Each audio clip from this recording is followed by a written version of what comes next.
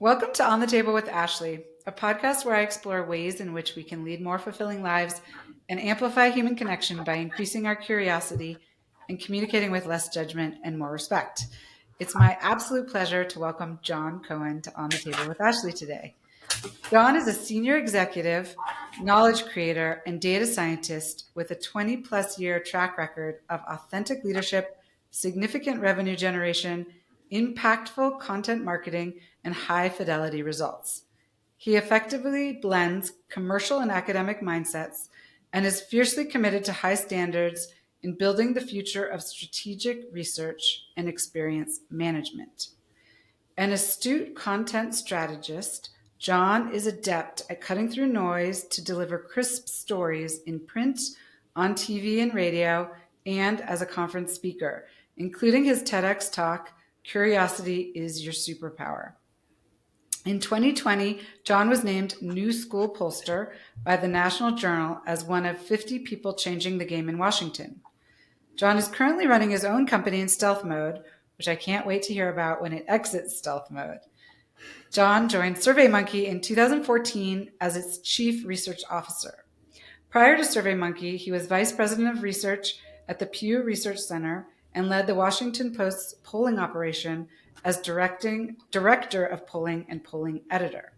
Jon received his BA in history from Johns Hopkins University and his MA in political science from the University of California at Berkeley. You can find Jon on LinkedIn and Threads at JC Polls. Welcome, Jon.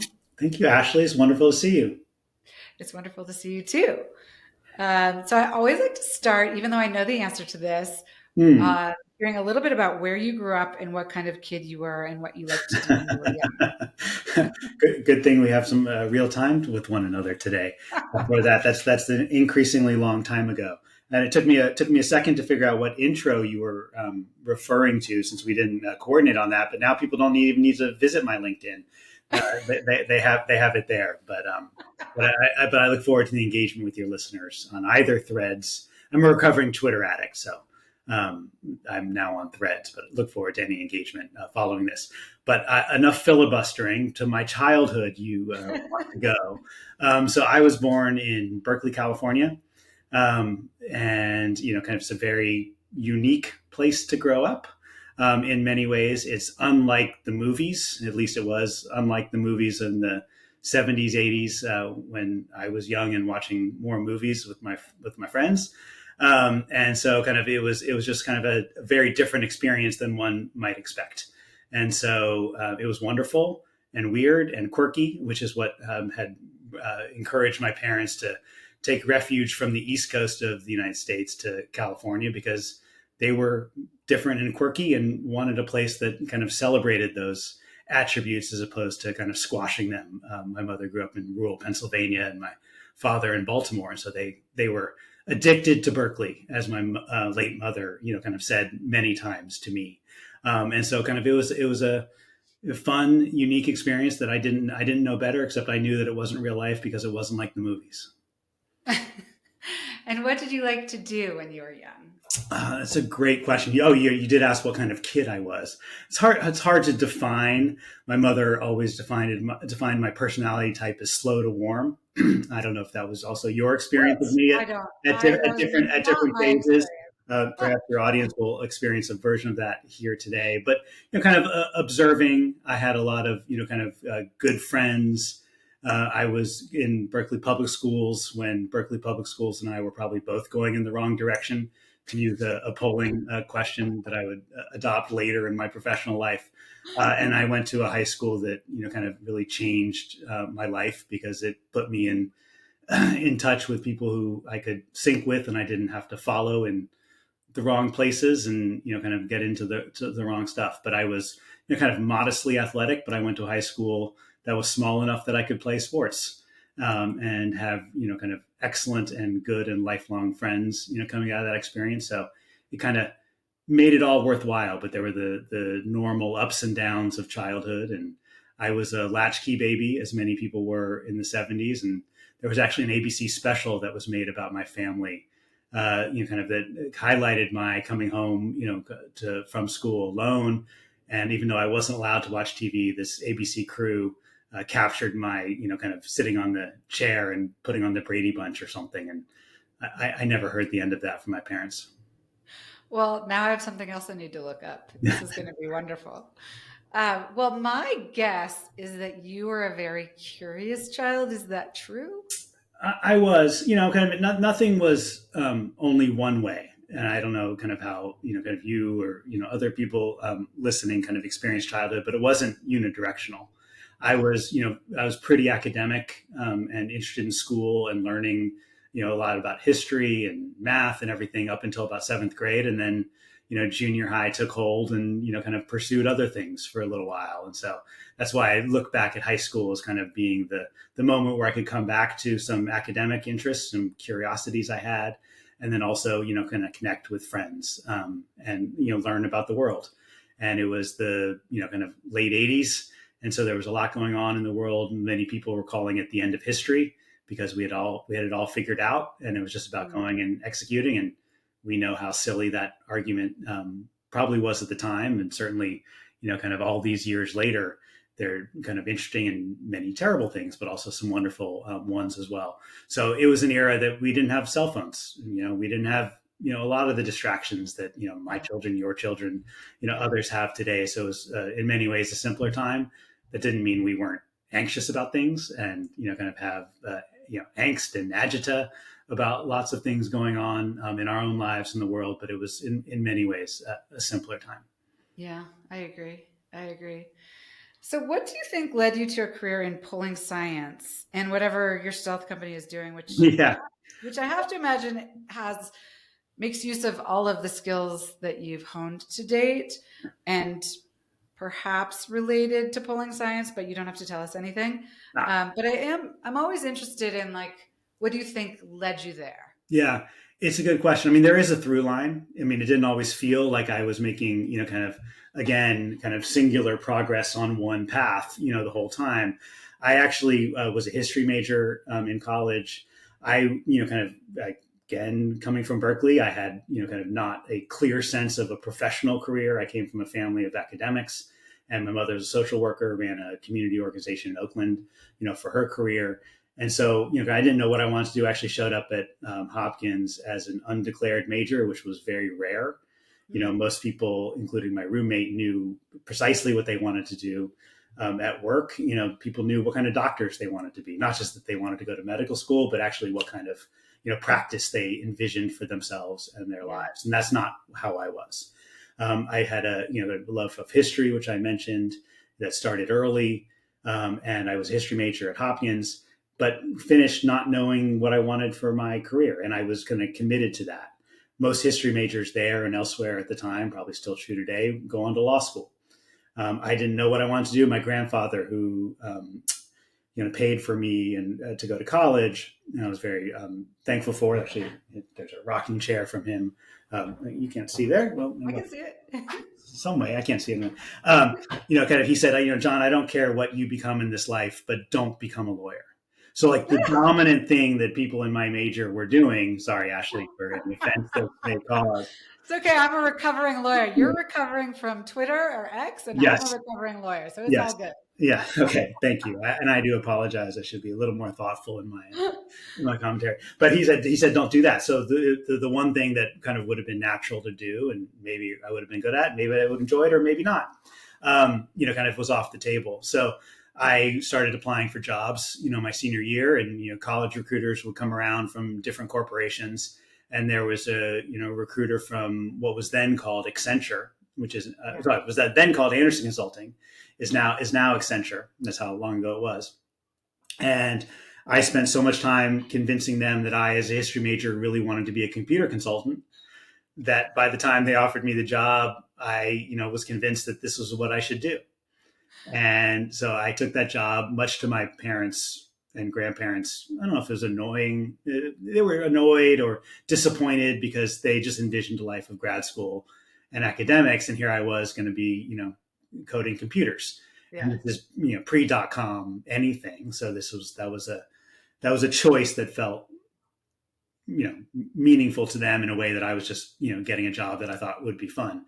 Yeah. I will say I'll digress a little bit to some career advice I'd received from a professor sitting at the Jagiellonian University outside Krakow, Poland. Kind of when I was a junior in college, and he said, John, I don't. You can be anything in the world today, but you have to be that thing by the time you're 30. Not because you can't change afterwards, but you're likely to have other things that you kind of impinge or infringe on your decisions, when you're 30. Right. And so you should, start thinking about it and advancing to it. So whether it's law school, he wasn't my grandfather, so it was law school 3 years, and med school 4 years, or a corporate ladder 4 or 5. And so he said, but you should, because you don't actually have to choose what you want to be by the time you're 30 until 5 years before, that leaves college graduation until that time to do whatever you find most edifying, to do the things that put you in the best position possible to make good decisions, when you are forced to make decisions or when you have to. Now, subsequently, I raised 30 to 35 to 40, 30 to 45, 50 and beyond, because why not? And I'm about to be 50, and I feel like I'm starting a whole new thing. So, you can got always to change. So I think and kind of that resonated with me a lot because I didn't know what I wanted to be. So it kind of fit, but it was also why I was able to take a job, in something that I had never thought of doing. I was able to be a computer consultant because it wasn't a forever job. Right. It was, I had this period of time after graduation where I could just learn new things, getting back to the curiosity point. I could learn new things. I could, try it. And then there was really no consequence if I didn't like it or if it didn't become a career. So kind of not having that pressure was important to me at the time. It's important to me, was important to me subsequently in other decisions, but it was important. And that actually grounded me in a way, kind of skills wise, that was ultimately hugely beneficial to my career because I learned to program. I mean, now it's, kind of easy to say, learn to code, kid. And, there've been several generations, kind of that have been taught that. That wasn't true, kind of then in the early 90s, pre-.com one. And so, but yet I learned to code, and that was incredibly useful. So when I ended up going to grad school and making my parents and grandparents happy, at least for that period of time, for that decision, I excelled at the things that coding helped. And that included, kind of surveys and public opinion. You asked me how I got into this. I got into this because I went to graduate school in political science, because if I had gone to graduate school in history, I would have been a history professor or a history teacher. And I didn't know that what I wanted to do. I wanted skills, and I had this computer, kind of skills. I had, kind of academic interests. So I chose political science because it was a blend of the history that I was interested in, and I could continue to, hone my, computer and quantitative skills. And so, kind of polling in grad school was this mix of substantively interesting things with where, kind of you excelled the more you could code. So did you take in grad school, did they have classes on polling? Or They did. So public opinion is kind of like one of the core, fields within political science. And political science at the time was finishing a transition away from more political history to being more like economics as a discipline, more like, economics just with different data. And those data, by and large, were surveys. So surveys had become, kind of the core grist of, kind of the study of not just American political science, but comparative, political science, et cetera. So it was a study of that. So I wasn't as interested intellectually, but it was, kind of clearly continuing to kind of beef up my skills in that area that ultimately became my profession. So I had career options because of that choice. And I will say, much to my late grandmother and mother's lament, I didn't finish grad school because I got a master's, which you mentioned earlier, but I wasn't really fit for sitting in the library trying to increase the world's knowledge of, public opinion or political science by a few millimeters, particularly when .com 1 was happening. I was at Berkeley, and my friends, at least on paper, were making tons of money, and they were certainly having a lot of fun. And I was in the library. And so I left graduate school to go into .com world. And so that was my first foray into pure tech. But I've always kind of wended back and forth between the academic and substantive side and the tech / kind of modeling side. So that's kind of where I went back and forth, but originated in a desire for skill development and applying that into the real world, at least the real world of trying to understand what the heck people are thinking. Yeah. So, do you think what interests you about surveying is the art and science of it, or is it the information that we get out of it and how we can change the world, hopefully improve the world? Because it is interesting that you've gone back and forth from sort of tech to academia.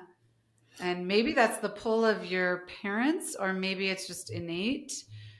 So I'm just kind of wondering, like, at the core of it, what is it? It's one thing to study something to get skills in college or grad school. It's another thing to spend your entire professional career in something. And some people do that because they're not, it's like you wake up 20 years later and that's where you are. I don't get the sense that that's who you are. Like, I think that if you were not really truly getting something from the work, you would have chosen a different path. So I'm wondering, like, what is it? Yeah. Well, I will say it's all of those things. Okay. And I think it's been important to me that it has been all of those things because every day is different. And if it had only been a substantive interest, or if it had only been a quantitative one, or even a process one, because I will say one of the things that constantly annoys me in all the jobs that I've had is how kind of inefficient things are. Yeah. And so so it could just be a desire to make things easier on myself and others I work with, plus the substantive interest, plus the kind of curiosity about, like, is there just a better way to measure something? So Yeah. I would say some days, some weeks, some months, some years are more of one of those three things than another.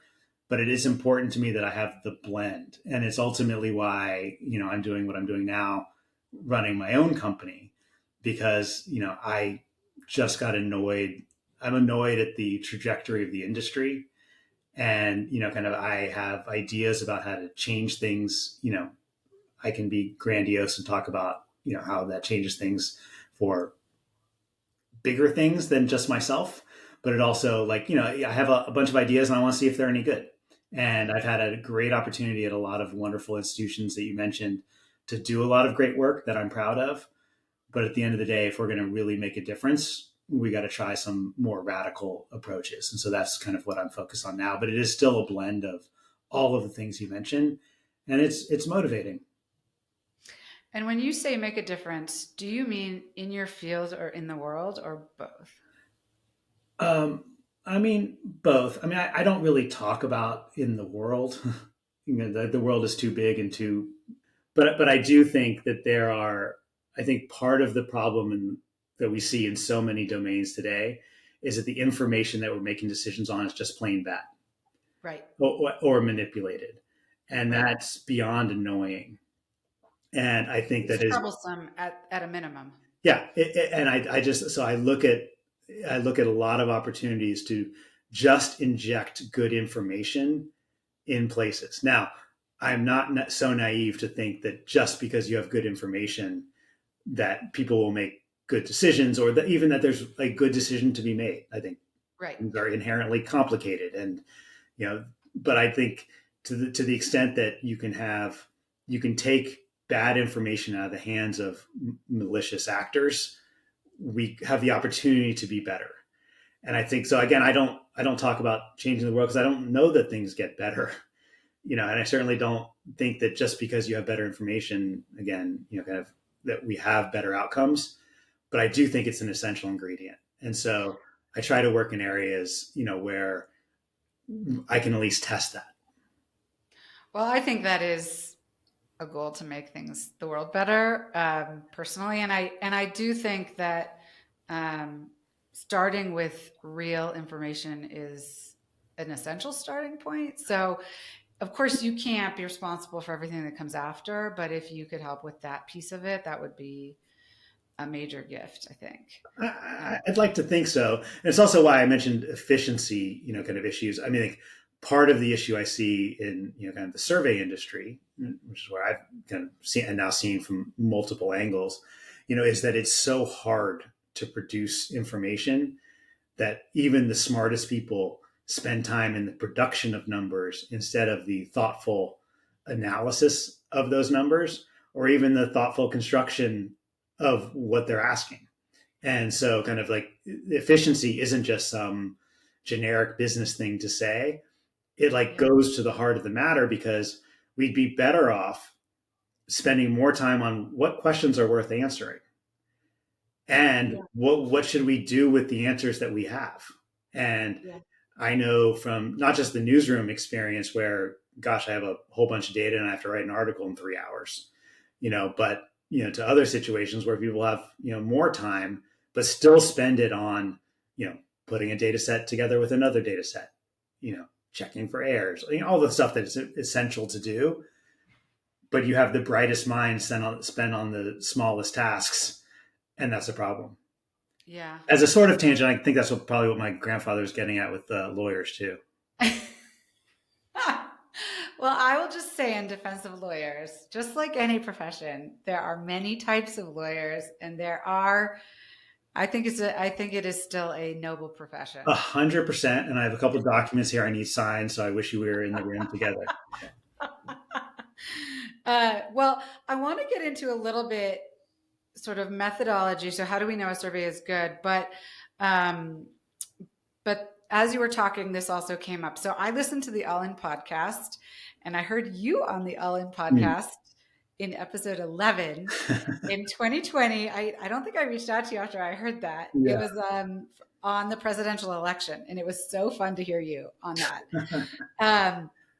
So in a recent episode, though, which was, I think, just a couple ago, episode 176, David Sachs made the comment that you can ask a question in a way on a poll and get whatever answer you want to get. And his example, this was in the context they were talking about Biden's 2025 budget with 3 proposals that could increase capital gains tax rates if all 3 passed by almost 45%, which would be the highest in 100 years. So that was the context of the discussion they were having.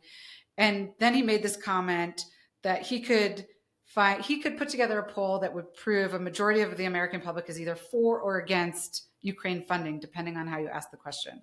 And I was thinking of you as he was saying this, and what would you say about that? Is that a problem of methodology? Is it a problem of not being careful in the questions?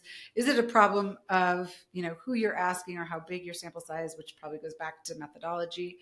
So I just wanted to get your take on that. So I guess I would start with, on the question, like, is it a problem?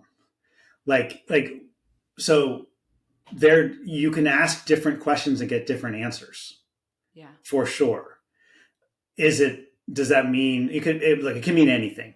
In that case, does it mean that people aren't paying a lot of attention to the issue, and so the words you use, matter a lot? Almost certainly in case of Ukraine aid.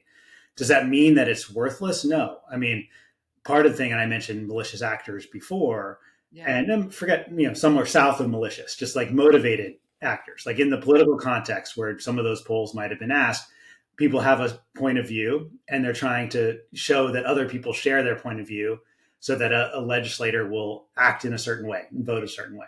So there is a game being played, and I don't say that to minimize it. Like, they're trying to generate, support and momentum. Now, in an issue like Ukraine or others that people don't think about every day, it is entirely possible, and I would say reasonable, that how you construct a policy, kind of will have different levels of support. That would be true even for something that was, had high levels of support. That doesn't mean public opinion is irrelevant or invalid somehow. It just means that you need to take it into context and understand what people know, how it matters, and what you should do about it. So I'll use a case at the Washington Post, where normally we're asking a single question: do you support or oppose? We didn't call it Obamacare at the time because it wasn't popular, and the former president hadn't adopted that as a positive, kind of way to talk about it. But there wasn't, he's like, do you support or oppose Obamacare? And like everyone in the newsroom and our readers wanted to know, is this popular or not? And I felt an obligation at the time to say, well, the policy is being formulated right now, so it doesn't exist. So like if we want to understand where people might be in a complicated policy in kind of different scenarios, you have to ask them different scenarios. So we actually took the time on the questionnaire, and these are all telephone surveys at the time, of asking, well, if a lot of the controversy was around the public option, whether there should be a public option, for kind of in the states to kind of people could latch onto if private insurers weren't available. And so, is the public option kind of something that people support? Well, it turned out it was different if it came with a requirement. It was different if it came with a tax implications. There were like 6 different scenarios. And so when someone came to me and said, is the public option popular? I can say, I said, here's a 27% version and here's a 72% version. Yeah. And I thought that was an important thing to reflect on about people's, kind of impressions of this policy. And those are all real numbers. And it depended on the scenario. Now, if I asked people in that same poll, which I did, well, are you happy with your doctor and are you happy with your own health care? I could have worded those differently and we would have gotten roughly the same answer, because that reflected something going on in people's lives and they had direct experience. And so those opinions that they have in those situations are less vulnerable to wording changes. Yeah. But in something like policy and healthcare, like I'm describing, or David Sachs and Ukraine aid, it's entirely dependent on what we're actually talking about. Yeah. So I don't see that as like proving public opinion is one way or the other. It's more like I can choose to present a view through my prism versus yours. And, kind of so much of what we have to do as poll readers is to sift through, well, what was someone's interest in producing that result? Well, and today I would argue that because, at the beginning of that, you were saying how there are many, even if they're not bad actors, they're motivated actors. So there are people who are trying to get a certain outcome. Yes. So that lack of objectivity, I think, is dangerous. And so we don't know if we're actually getting a true answer. That's right. And like, what is independent information and where does it come from? And there was a good example of this just last week. A questionnaire experiment, I think in a Harvard poll, asked, about the Israel-Gaza situation, like, do you support a permanent ceasefire? And it was like roughly 70% permanent ceasefire. Yes, support. And then the question is, do you support a permanent ceasefire if it means the Hamas stays in control of Gaza and the Israeli hostages aren't released? And it was 70% no. Now, that's, a permanent ceasefire, at least as, kind of, likely construed, also implies what was included in the second question. Right. But you got diametrically opposed answers. Now, is one right or one wrong? I mean, it just points out, it showcases kind of what people don't understand and don't know, and potentially how dangerous, an answer could be if it's not understood in context. Yeah. So, and then it gets to, why are we asking the question and what matters? So, and this is, I don't know the answer to this, but for some issues, then I would think, okay, what if we're talking about the American public? It matters what the American public thinks on an issue like, say, abortion, because policies, our lawmakers are supposed to represent us. It's important for them to understand how people are feeling. But for something like a ceasefire between Israel and Hamas and what happens in Gaza, I mean, you could argue that the American public has less of a relevant opinion about what the right outcome is in another part of the world. Although, of course, there are political and economic repercussions in the United States. But to me, those are very different. And so asking those questions, like who's asking the question, for what purpose, and how are we using the data, are all really important, I think, questions that we don't probably think about enough. I think that's exactly right. I mean, you said the most important word to me, which is like understanding. I think it is unfortunately rare today to do polls, in service of understanding, as opposed to in service of, kind of showcasing. And kind of like most of the global insights industry doesn't care about understanding. And a disturbing proportion of the industry doesn't care about quality numbers at all. It is about the production of numbers that show we're right. Is the production of numbers that fill a chart that we've been looking at for 30 years. Yeah. And so it is a small proportion which I hope to expand over time that cares about quality. And then within quality, there's a kind of a sliver that is about genuine understanding of public opinion. And it's like, now, again, I'm not saying you should only be after true understanding, but I think that is the main goal. It's been my primary motivation, is like, there needs to be a value other than we produced a 17% or we produced a 34%, that we actually understand ourselves better and we understand the world a little better. And that's kind of the ultimate motivator, for my career, which you talked about, but also why we should do this. And I think it's essential to do this, whether it's a democracy as ours is for the time being, or non-democracies. You have to, or companies, you have to know more about your constituents, your stakeholders, and however you're trying to govern, that knowledge is important. So we should try to go for knowledge, not just like showing that we're right. So I do want to talk a little bit about methodology. So how do we ensure that we're getting it right? Yeah. Because I also have this just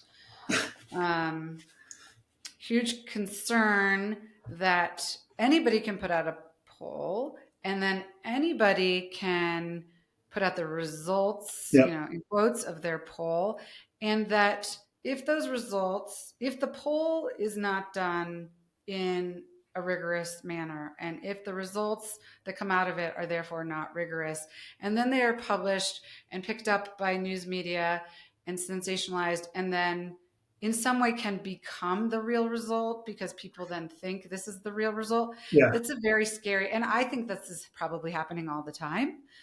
So is there, we have standards for so many things in our lives. Could there not be standards for a poll? This is a really tough question, and multifaceted. I will, and things have gotten harder. So, I was, at the Washington Post, which you mentioned. Before that, I was at ABC News. In both places, I was responsible for deciding what polls were airworthy in the case of ABC News, and deciding what was print-worthy at the time when people read newspapers, and pixel-worthy on the Washington Post.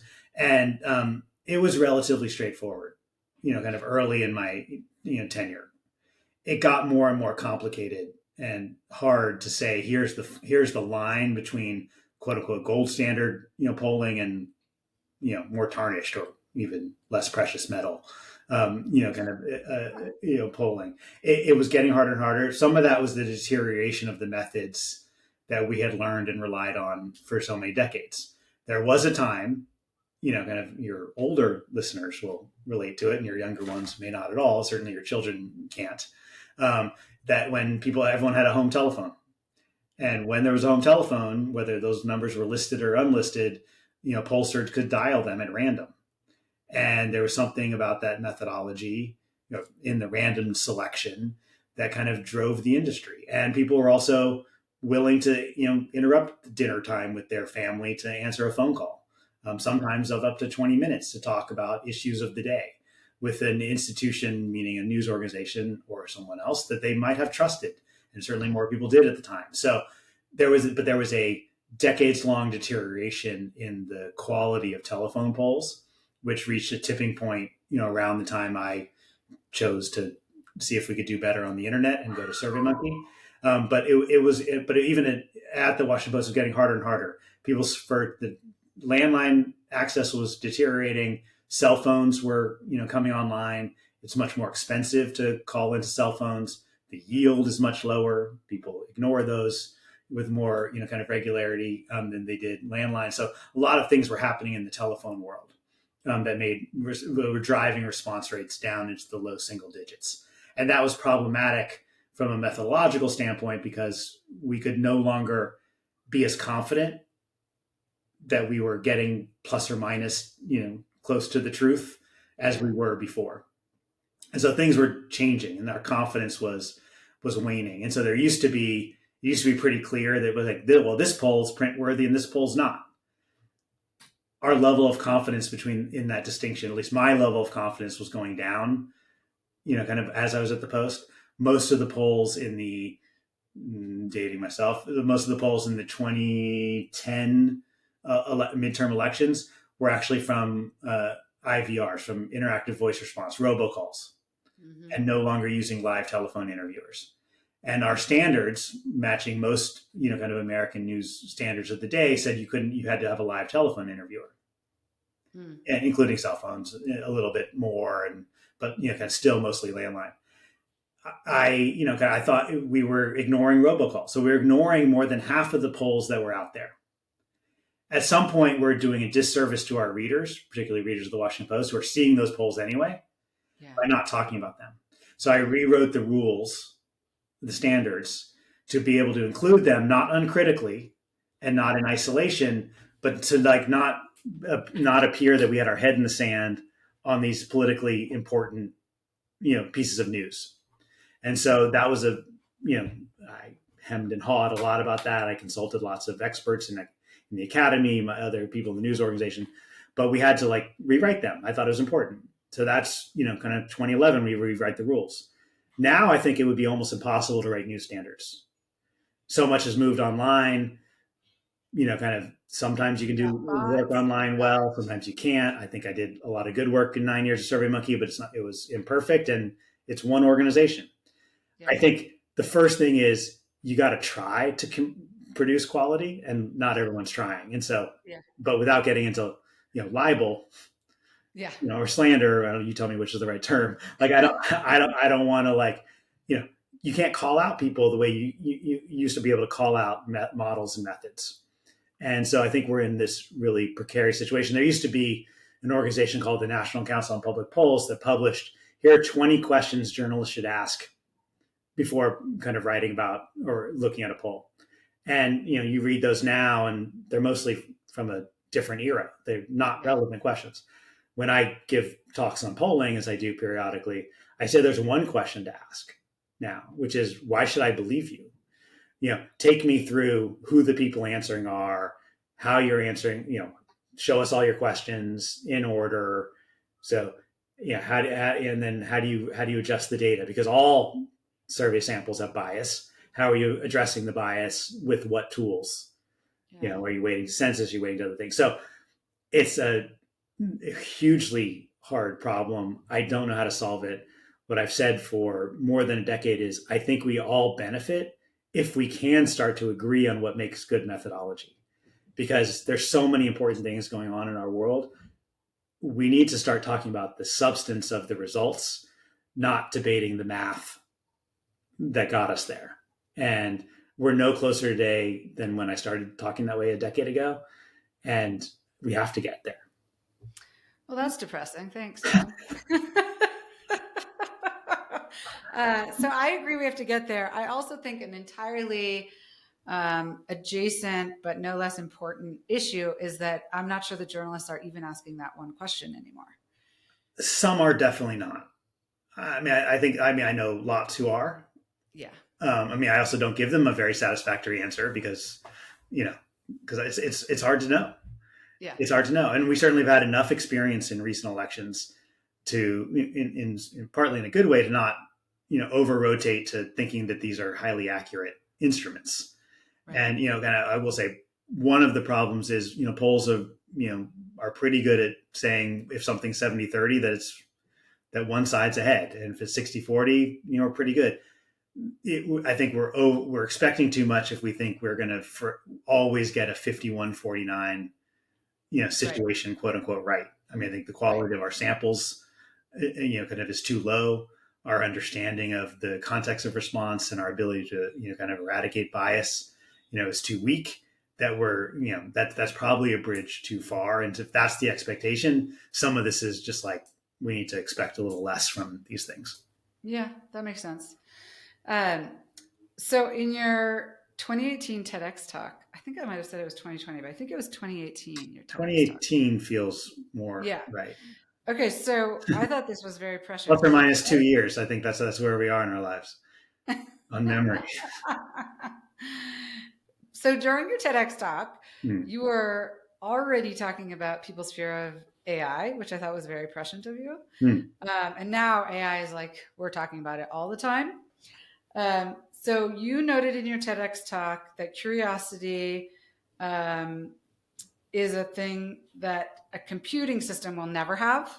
And it's part of why it's our superpower, which is Hmm. what your talk was about, which I could not agree more about.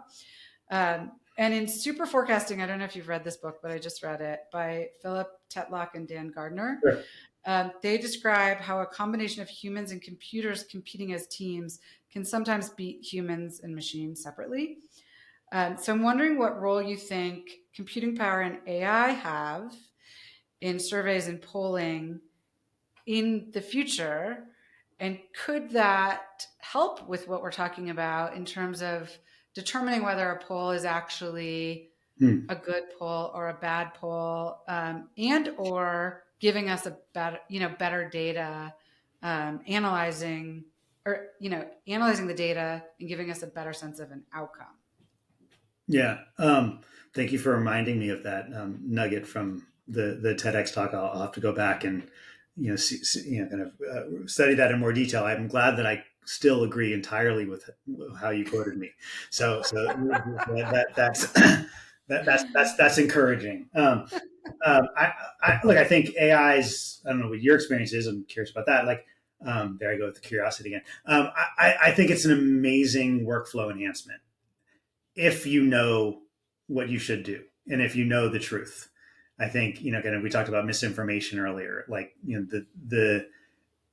kind of my experience with AI, which matches many others, is it's amazing and completely unreliable. And Currently, and it's what's that? currently, Currently, and it's much better than it was a year ago. But the amazing part of it is if you have if you have that familiar middle school, high school, adult life problem of blank staring at a blank page and wondering what to do, it's amazing. right? Right. And so kind of as a first draft of anything, it is terrific. And so kind of one of the things that my company is doing now is taking what AI is terrific at, what where it clearly excels, and using it, but using it appropriately. And therefore, and I think it only works in the way that we're using it because we also know how to use the output and to not kind of trust it too much.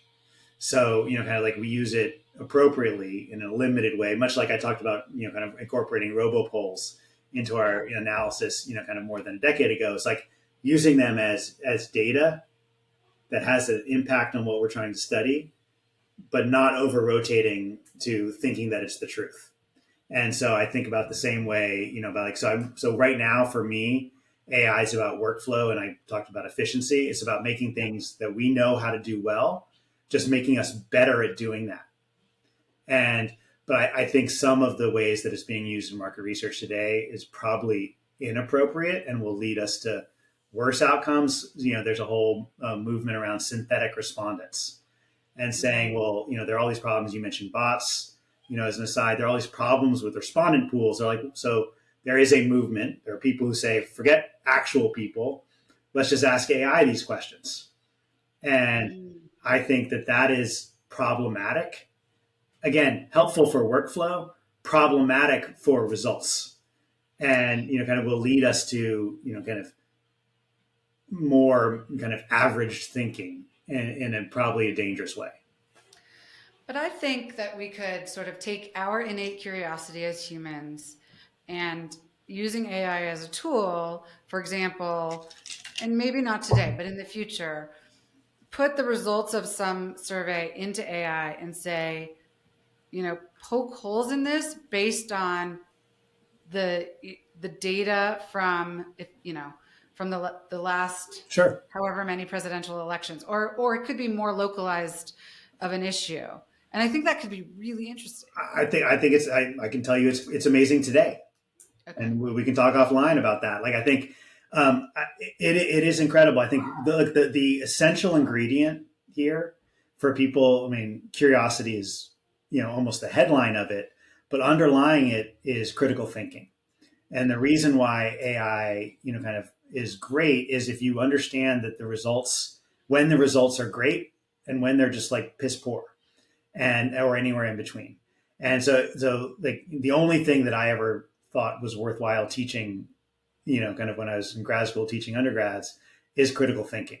Like everything else is just, detail, the subject matter, the data set, is like, can you think critically about something? And so I think that's only more important when results are so easily, kind of easy to come by, is you need to think critically about what you're looking at and how it makes sense. And so, I think what you're describing is kind of, can you come up with, give me, 15 idea, kind of, show me 15 of the most, critical data points coming from this collection of information, and, give me some ideas about why it might be so.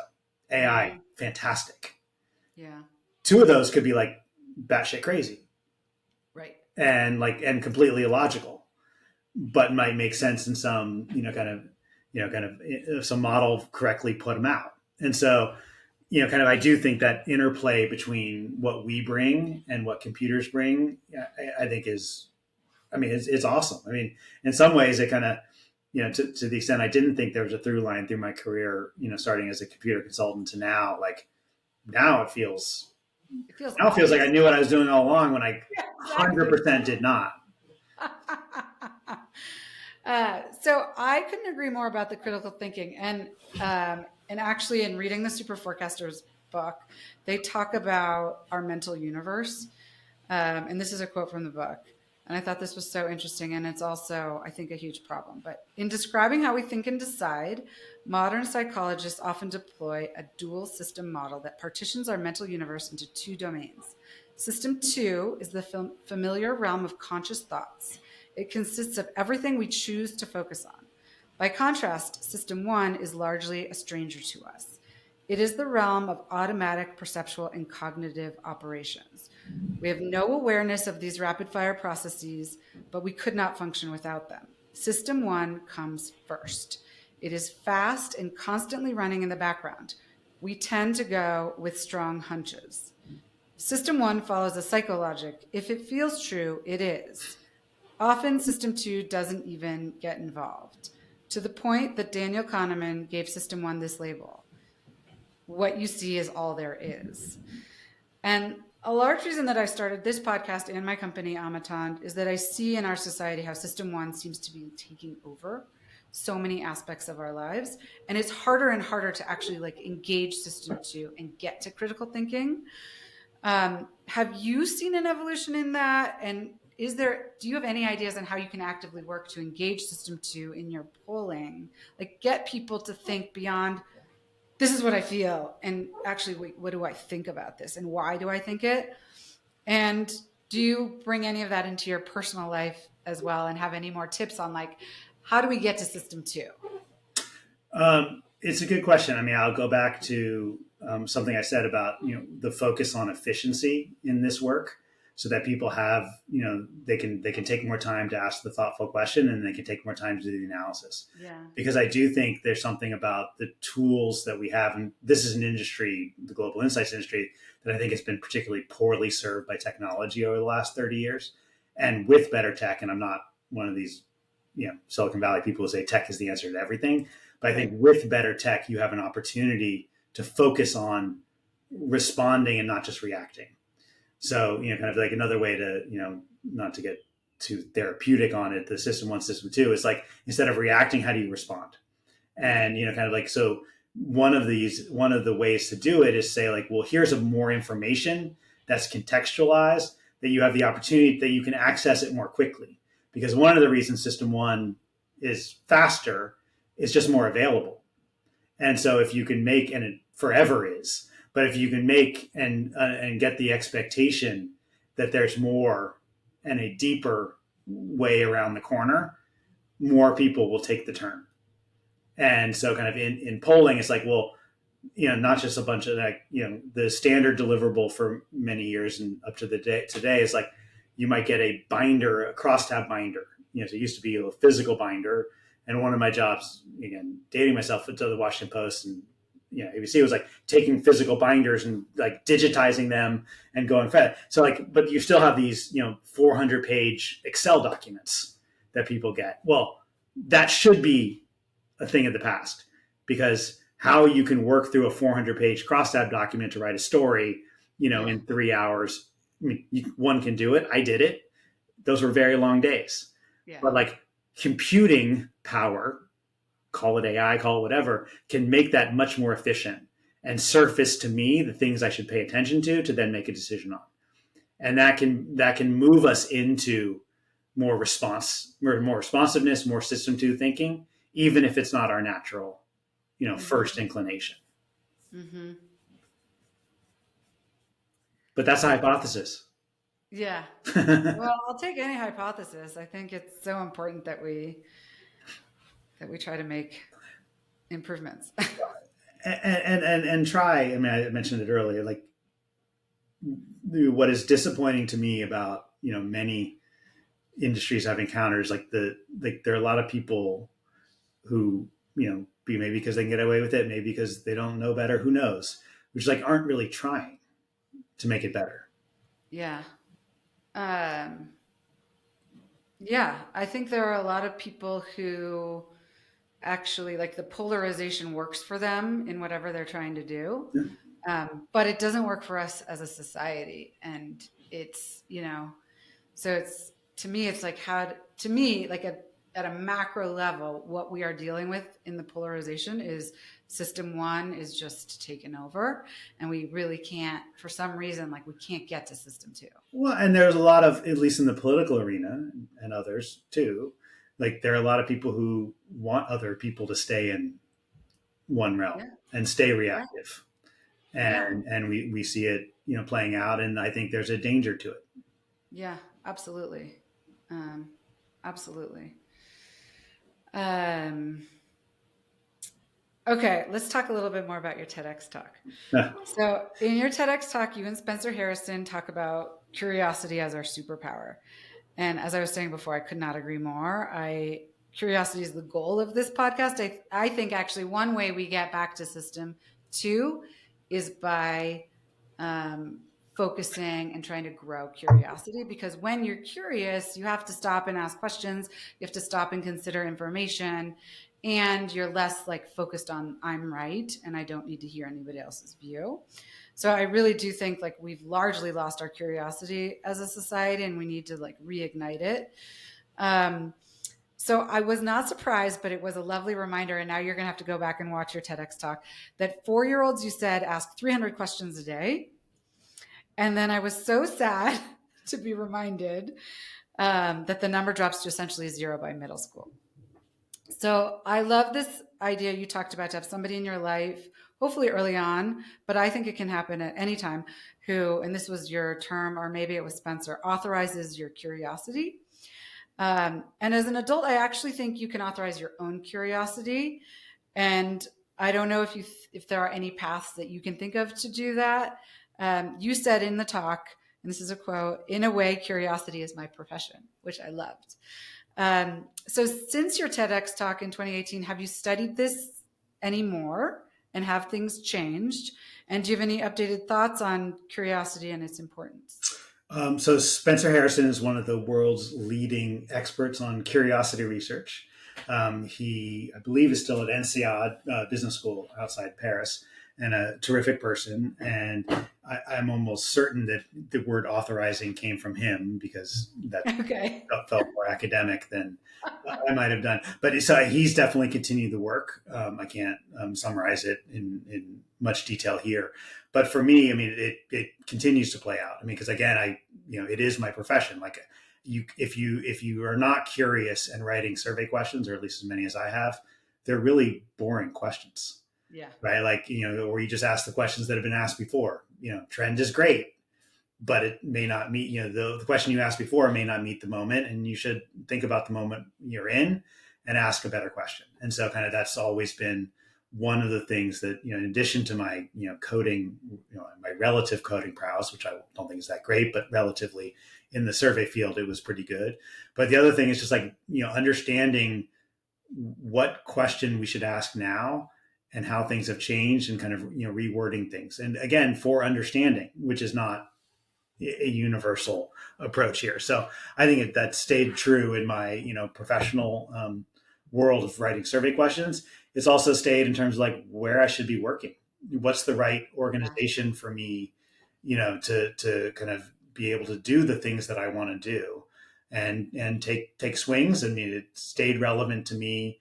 I remember mentioning my children and the Y game that they were playing at the time. They were younger then, much younger, and kind of making sure that they were trying to encourage them to stay curious and not to have that fall off in questioning that kind of you cited, which is really stark and depressing. And kind of so much of the way schools are set up is to kind of again move into testing and rote learning as opposed to continued engagement. And so needless to say, I'm quite involved in their lives by our choice, my wife and I's choice, not theirs necessarily. Although I hope they're young enough to still like us. But like so like that's a daily thing, and that's the daily interactions at home and work, and it's just kind of like what environment we want to be in. I think I, like many others, was tested during the pandemic when we moved from the in-person experiences that I've always drawn a lot of energy from to sitting on Zoom like kind of things. And not to blame tech, but I've spent enough time praising it that I should blame it a little bit. It's hard, but I think yes. So that's a long-winded way of saying it's still kind of central to kind of the days that I enjoy are the ones where I feel inspired to be curious. So, and your kids are now in middle school, right? One in middle school, one finishing up elementary. So, do you feel like you've had success in sort of the continued authorization of their curiosity, and what works? I mean, it's work, and I don't mean that like just I don't want to do it, but and I think that, and again, when our older has a cell phone now, and so that's a that's a magnet for attention, and kind of helping him navigate through that, and creating alternatives that aren't as fun, but hopefully kind of worthy, and making sure that he continues to think critically, when he's on the phone for sure, and then also off. It's a daily, it's a lot, and so kind of that's hard to navigate. And our younger one has an iPad, and that's kind of similarly attractive to her, and kind of figuring out how to kind of maintain. Again, I just keep coming back in my head always to not just curiosity but to critical thinking, because they're exposed to so many things that I wasn't. I mentioned earlier, that you weren't, and kind of like thinking critically about them that's the only thing that's going to save any of these experiences. So it's daily work. Can't take it seriously all the time because that would be too much.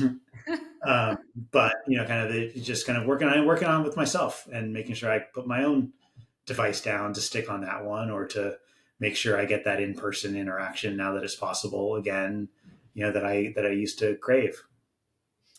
Well, and I think some of it for me, like my experiences, some of it is just trying to expose ourselves and our children to new things.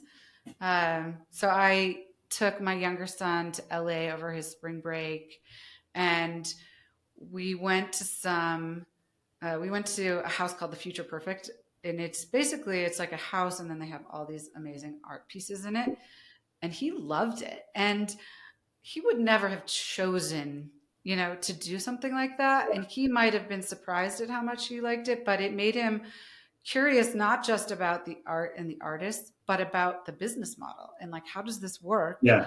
And how does the person who started this make money doing this? And how are they, supporting artists doing this? And it was really cool to see that. So I think sometimes it's just like exposing them to things that are outside of their sort of normal everyday I think that's 100% correct. And so now I want to go there in LA. Um, You have to go. but no, I think that's absolutely right. I mean, I think, it is getting out of the everyday and showing something new, and some things will stick and some won't. Yeah. But, we live in suburbia, and I live in a place that I grew up hating. I grew up in Berkeley, as we talked about. I hated Palo Alto. I hated everything about it. It was the suburbs, and it was this, kind of boring, monotonous life. And in some ways, it is. In some ways, at my age, that's just fine, and Yeah. it's quite lovely. But like even here, like we have to get the kids out of here. Yeah. And that's this is a wonderful place to be. I think it's a great place to be a child. But like we go back to Washington D.C., we take them to New York, we've taken them on trips, and again, more meaningful as they've gotten older. But Yeah. some of it is just exposing them to different kinds of people, and kind of getting them. Absolutely. Everyone has a bubble, and child is Yeah. a bubble in different Yeah. ways, and kind of getting them out of that is has been essential. And then talking about it, and like my wife, kind of who's been on your podcast, from the news business, like we talk to them about the news, and Yeah. it's and sometimes they're interested, and sometimes they're not, but it's engaging them in more about life than just themselves, which is not a natural inclination at 12 and 11 or even older, but something that we think is critically important. Yeah. And I think, at least my hope and my belief, is that even if they're not outright focused and like into what you're talking about, through osmosis or through like it's Absolutely. getting in there somehow. The things seep in. Yeah. So again, like don't always look for a reaction or even a response, but like Yeah. they're listening. Yeah, exactly. Exactly. And hopefully as we put more truth into the world, people will listen to. But maybe that's sometimes that's too much to hope for. No, I think you can hope for that. I say let's hope for that. Okay, I'll hope for it. So hope is the last thing you should lose, right? Exactly. Exactly. Um, so Daniel Kahneman, an Israeli American author, psychologist, and economist who passed away last month, I don't know if you knew that, or in March actually, adopted a philosophy that I think is wonderful called adversarial collaboration, which is a commitment as a scientist to finding common ground with those who hold different views. I actually would love for us, all of us, to adopt this philosophy. Have you ever employed this rubric with other pollsters? Have you, or just even in your work, in your professional life, have you made use of anything like this? Sure. I mean, I think that exact phrase. I don't think I used it at the time, but it would have applied perfectly to when I was at the Washington Post with the relationship I had with a mentor who ran polling at ABC News. I mean, we represented different institutions. We had a finite amount of questionnaire real estate. It was a joint poll for many years. Actually, I think they just ended their partnership, but it lasted for 40 years. The ABC News Washington Post poll, which I started calling the Washington Post ABC News poll when I switched sides. But like that was absolutely adversarial, collaboration.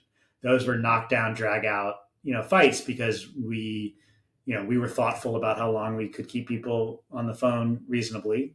Um, Others were not. But there was a value in the battle over that questionnaire real estate, and the questionnaires got better because of that battle. And but we had to kind of express why we wanted things, when we needed them, when we could compromise, when we couldn't, and that was a terrific professional relationship that I had when I was at ABC News. Well, it was less wonderful when I was just following orders, but benefiting, and but for 8 years I had this collaborative but clearly adversarial relationship, to make in the service of understanding public opinion the way we've been talking about for this podcast. So that's the first one that jumps to mind. I think I've always even when I'm running an organization, tried to make a point of hiring people who feel comfortable speaking their mind. Yeah. When I'm running a company today and working with engineers who very different skill sets than mine, but I constantly say, like, we can never delude ourselves. about what we're doing and how we're doing it and the status of things. And I think that doesn't mean it's adversarial, but it just means that we have to make sure we tell the truth, because we're trying to do that big scale with the data we produce. If we don't operationally do that for ourselves and figure out the right mechanisms to do it, we'll never deliver on our goal. I think I like the phrase so much because, like you said, you always want to hire people who have different perspectives. Like, everybody having the same perspective leads to groupthink, which we know can be super negative. On the other hand, you want to have an environment that's collaborative. So you want people to disagree. Like, you want actively for people to disagree so you can also learn from them. But you still want to be able to collaborate so that you're like, you're all on the same team ultimately and heading in a direction for good. So I just thought it was such a beautiful idea. And I think we're also generally bad at disagreeing.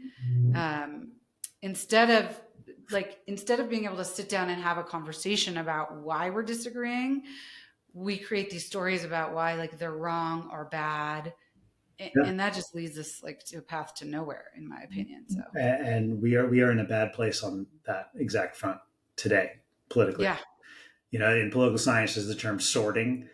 So we used to have a much more pluralistic, political system where, you and I might agree on 5 issues but disagree on 5. And that was true across, kind of groups across the country. And over time, we have a lot more 10-0 or 9-1 situations, one way or the other. And so people have sorted themselves out in a way that it makes the battles fiercer, because there are fewer points of agreement, and even if you care most about 3 issues and you're opposed to certain people on those, you might agree on 3 others or some set of others, and kind of the country has become more sorted along ideological lines that make the conflicts more severe. It used to be, if you go back in the Wayback Machine, it used to be a common response, among many people, not just a fringe, that it doesn't matter who wins. It doesn't matter if a Republican or Democrat wins the 2000 election. It doesn't matter if Gore or Bush wins. That was a common sentiment. Turns out it probably mattered a lot. Good or bad, you can take your own path, but like it mattered. And so kind of the belief that elections matter and that the consequences of losing are worse have grown. It used to be that you lose an election, you fight the next one. Yeah. Now it's like you lose an election, you fight the fact that you lost the election. Right. And that, the extreme example is Trump, but he's not the only example. Like the way that the parties operate it's a constant. It doesn't really end. Yeah. It makes the system much more tense. Certainly from a journalistic perspective, it makes the coverage of it much harder and never ending, which has its own consequences. But it's a tough cycle, and it's tough to see how we end it. Like the only, rays of hope, I think, are what you're describing, which is like, can we disagree better? Can we create the mechanisms where that can happen, the environments that it can happen, and then hope for the best? Because even if we do all the right things creating the environments, we don't know what the outcome is. Right. I'm just convinced, and many others are, that unless you do the basic work, you'll never get a chance. So I agree with that. But when you say that it used to be like we might agree on 5 issues and disagree on 5 issues, and now it's sort of like 10, to 0 or whatever, is that really true? Like, it's hard for me to believe that as Americans that we don't actually agree on a lot. Like, I think we actually agree on more than we think, even when we disagree on some big, top line issues. But I think both things are true. I think on some big issues, the agreement is actually more pronounced than the coverage would lead you to believe. Okay. And that we focus on the extremes, for coverage reasons, because they're louder, whatever. or more politically relevant, or more represented in Congress, with polarized Congress. So there's some issues where that's true, but it's also true that people who have views, that there are clusters of issues that are tighter than they used to be. So and big ones, call them abortion, call them guns, call them immigration. Things line up in a more coherent, ideologically coherent way than they used to. And if you study political science, it used to be that political science wanted strong parties. Everyone else didn't. There's a vein of political science where they want ideological purity, meaning like, oh, this is a clash of ideologies, when our system was actually more ideological fluidity. Yeah. And if you were raised the way I was, or kind of came into political science the way when I came in and how I came in, I thought there was great value in pluralism. I mean, this country is an experiment. Yeah. And, it's not destined to last forever. And the fragility of it was apparent, from the grad school context. And now, unfortunately, is apparent because the fragility seems more evident today to everybody.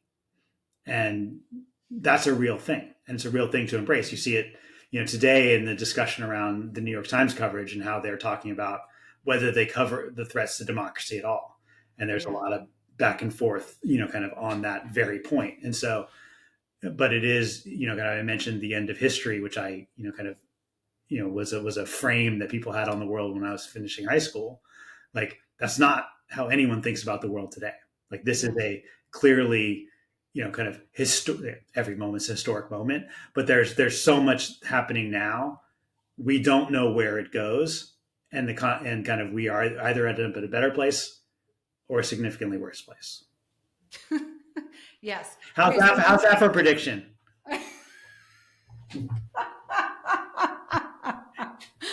So I listened a while ago to an episode Bari Weiss had on abortion, and I thought it was so well done because, and I think this is true whether you take abortion or guns. So you say one of those topics and you could say, okay, you have, Democrats on this side and Republicans on this side.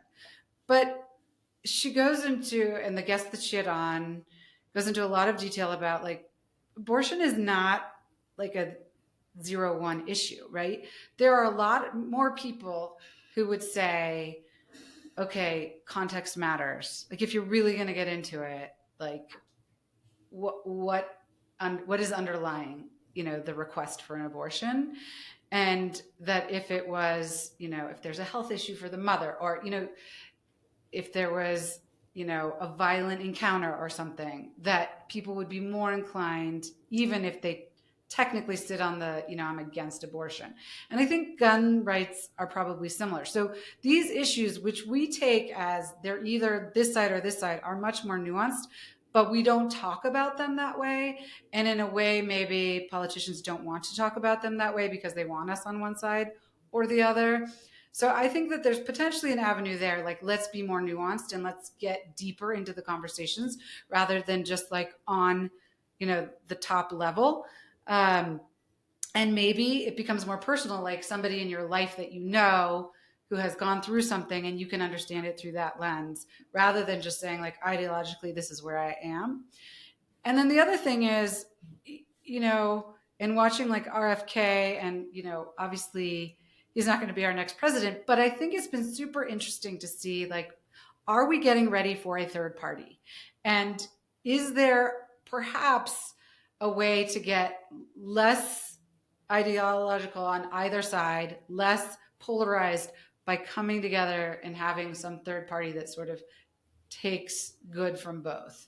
I don't know. I have some hope for that. Okay.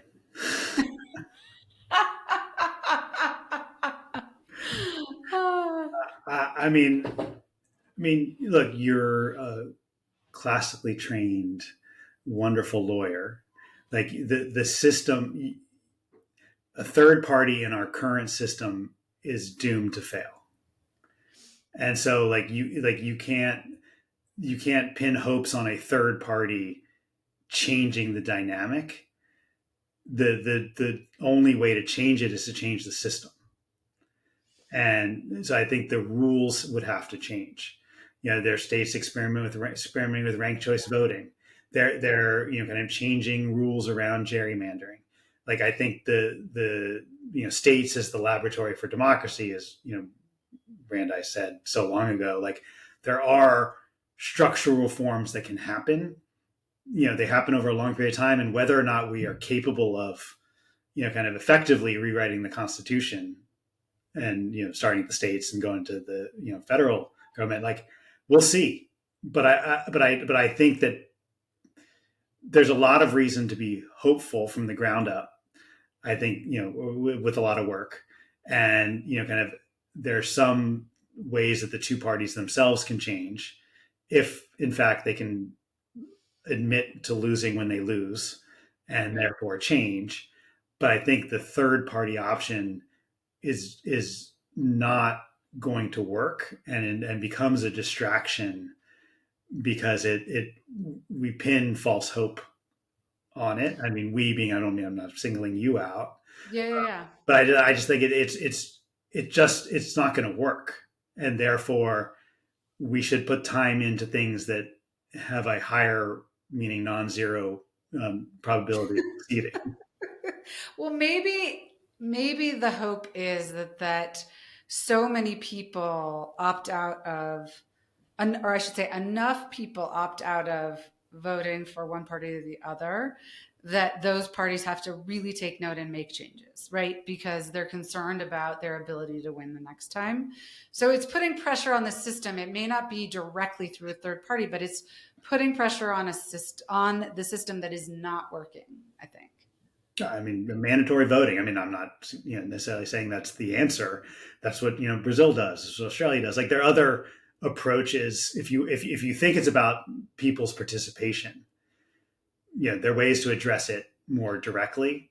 Yeah. Than this. I mean, I also kind of believed, and may or may not still believe, I just haven't studied it closely enough, that the two party system was critical to this country's success and the experiment, of this country. And I don't think that the parliamentary system, or I used to have stronger views on this, and again, I would need to study up more, but I don't think a parliamentary system where you had the possibility of having fringe parties, effectively be the deciding vote, kind of in certain circumstances, is right for a country of this size and this diversity. Yeah, no, I think that's very, very fair. And it's always easier to say something's not working than to find a solution, which is what I'm doing.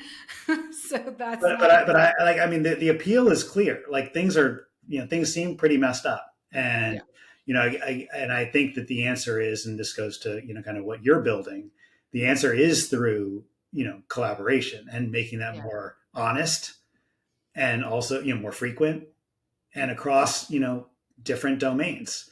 And the fact that the sorting has happened not just politically, but we are more segregated. And I don't just mean that in a racial sense. We are more segregated, kind of with one another, from one another ideologically.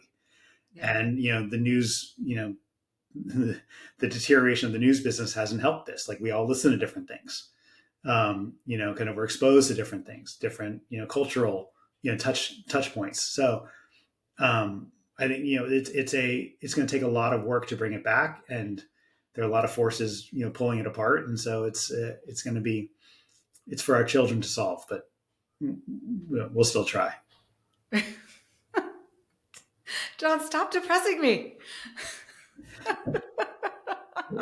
We can talk. We can talk again after the election. A different view. Okay. Well, again, I do think it's worth trying. And I think whatever you're doing with your company and trying to get to more of, like, let's focus on having the truth. Let's start with the truth, is an important ingredient. And I think what I'm trying to do, but it's a obviously very small thing, but increasing curiosity and getting people to have discussions, I think is so important. And that's why I'm putting my energy towards it. But it's huge. Connection. We need connections. Yeah. Connections with one another and deeper understanding. And we need all of it. And again, like I'm interested in producing, some, truth as you're describing, that I certainly describe. But like, it's not just like the production of numbers that's going to do it. It's going to be people actually engaging in, conversations around, well, is this an interesting number? What does it mean? Yeah. People crave context. We all Yeah. want to know how we fit in. We Yeah. all want to know, are we weird? Are we normal? Are we like extraordinary? Yeah. And like, that's what I'm hopeful, that we put the right numbers out there on interesting topics. And I don't just mean we're putting them out there. I mean, we work with, customers who put them out there. Right. We help them, create, how do we transform, boards of directors or editorial boards into listening boards, and, kind of work on that. And, then you can convene them around a dining room table and show them pretty things and make them like one another, or at least respect one another. I don't know if I can make them like one another, but I hope that what I can do is enable them to talk to each other and hear each other. Yeah. And engage. Yeah, exactly. Engage. Exactly. Yeah. I had this question about the presidential election, but I'm not even go there. But let me just ask this question. What are your predictions for the upcoming presidential election, for the role that polling may or may not play in shaping public perception of the candidates and the issues? I spent a career, kind of avoiding the word prediction. To my professional detriment, because people who just are willing to make predictions, and then they happen to turn out right, become famous, and Right. that's a whole different path. But no, I'm into, how do you tell more truth, kind of with polling, in terms of, kind of how we'll poll. I think polls will play a critical role, just because they're part of the political system. They are. This is how people, what people use to fundraise. This is how people decide, campaigns decide where to put the advertising, kind of how to allocate their on the ground resources. So polling are a critical part of the political system. It's why, going back to my robo poll example, why I felt like we had to cover them. You have to cover them if they are meaningful, in the political system, and they clearly are and will continue to be. I think there are also, kind of lots of organizations, thankfully, and lots of people who are trying to understand this critical moment in American politics, and will put out polls that, kind of help us understand that.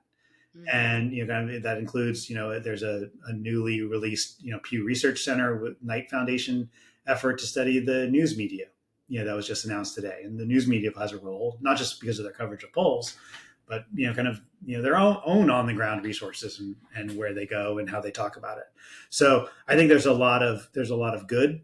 So I don't mean to only depress you on this front. Yeah. I just think like the battle against misinformation cannot be underestimated, and kind of has to come from lots of different points. And polls, unfortunately, are part of the misinformation campaigns, but they can also be part of how we understand things kind of more thoroughly and better. The balance of those two things, I don't feel super hopeful about, but I'll try to pay attention only to the things that I think are useful. And I'm hoping that we will be working with customers who are willing to put out their stuff publicly to make a difference in this campaign. Okay, can't wait to see that. So let's see. Okay, and this is kind of going back to system 1 versus system 2, and trying to get to adversarial collaboration. But I thought that this quote from a study on psychology of commitment was important in order to like focus on how do we change things. And this is the quote: "We tend to think of commitment as a good thing, but research has shown that commitment to ideas based on beliefs about ourselves and the world make it hard for us to change our minds, even in light of evidence that proves us wrong." And then this is one from Super Forecasting. Social psychologists have long known that getting people to publicly commit to a belief is a great way to freeze it in place, making it resistant to change. The stronger the commitment, the greater the resistance. So do you have any ideas, given your years of collecting data from humans, whether this rings true to you, and any thoughts on any progress we can make to change it so that we can be more open to changing our minds in light of evidence that we are wrong? um, I mean, I think I'm laughing because it's the essential question. The balance of evidence is people are not inclined to do that. I think that there are ways to nudge it in the other direction, but it's hard. I think I think we have an inclination to the whole notion of confirmation bias. We look Yeah. for information that meets a pre-existing bias, consciously or not, mostly not. And so I think it's something basic that we have to tilt strongly against in a conscious way. Yeah. I think there are ways in polling where you can kind of create the space where people don't feel threatened with contrary information in the moment. But I think to manufacture that a new experience too much is to make it also too detached from reality. So I think we have to my job is to reflect the world as it is, not necessarily construct kind of a meta version that kind of is some future world that doesn't exist, because I'm trying to understand things as they really are, not the hypotheticals of a future that doesn't.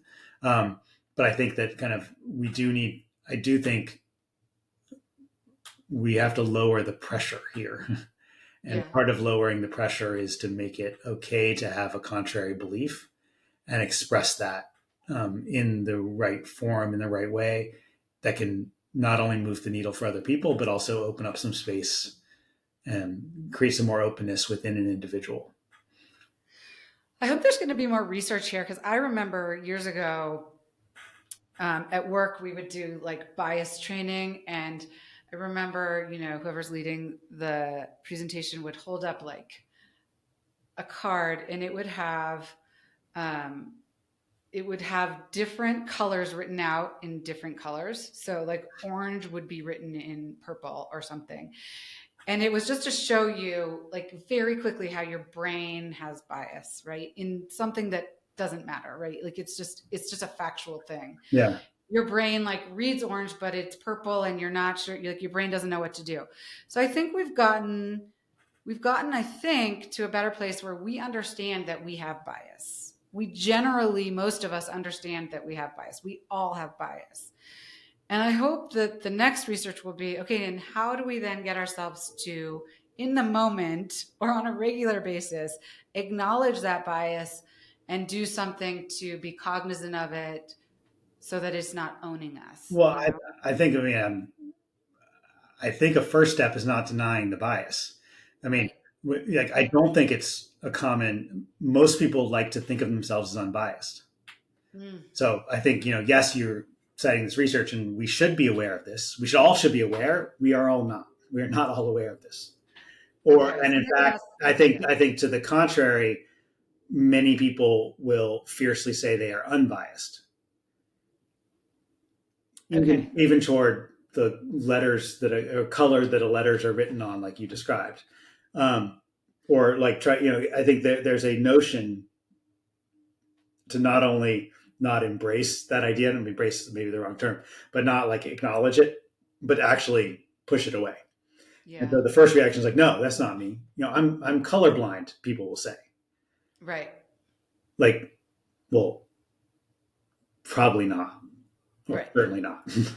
Yeah. and Yeah. Yeah. and Yeah. so and like kind of what that means. And so, I mean, it takes me all the way back to the beginning of our conversation, and recollecting growing up in Berkeley, which was much more multi-ethnic, pan-religious than other places. And I not that I think of myself as a particularly biased person, but I appropriately understanding the differences, and how it does matter, and how Yeah. thinking that it doesn't, rejecting the idea that it matters, is not helpful. Right. No, I agree. Um, I think I thought we were further along in people recognizing that we're biased, but I think you're probably right. We're probably, I mean, you would know more than I Probably would. right is as much as I could possibly expect. So thank you. So I guess let's start there. We're all biased. Yeah. We are all biased. So maybe we need to have somebody work on getting us all to acknowledge that. And then, even then, because I acknowledge I'm biased, and yet I know I take my bias into my decision making on a regular basis, even though I'm cognizant of it. So the next step, I think, is the much harder step, which is to say, okay, I acknowledge I'm biased. What do I do about it? Yeah. And how do I sort of solve for it? And when, right? You can't live the entire, Yeah. it's probably not helpful to challenge yourself every moment of every day, Right. and question the bias, but, kind of figuring out when it matters, what you can do Yeah. about it. And I do think, and again, a lot of this goes back to system one, system two. It's just like, how do you, kind of consciously engage other parts of yourself, to counter those things, or to be, and it starts with awareness. It starts with those nuggets of truth, and then how you use them. But it's just too rare, and there are too many, forces, technological, political, and otherwise, kind of, jamming us into one corner. Yeah. Yeah. Okay, this is a lighter question, but Thank you. I was just going to say, like, can we just um, can you tell us about one of the wildest or most surprising polls or surveys you've ever conducted and what you found? So, for context, again, you mentioned the places I worked. So most of the polls were serious and political. Yes. And so, kind of the surprising ones kind of aren't fun. Okay. So I've over rotated my career to things I think of as important and less fun. So I'm sure I can probably come Your up with more parents examples very proud. if we come up to it. But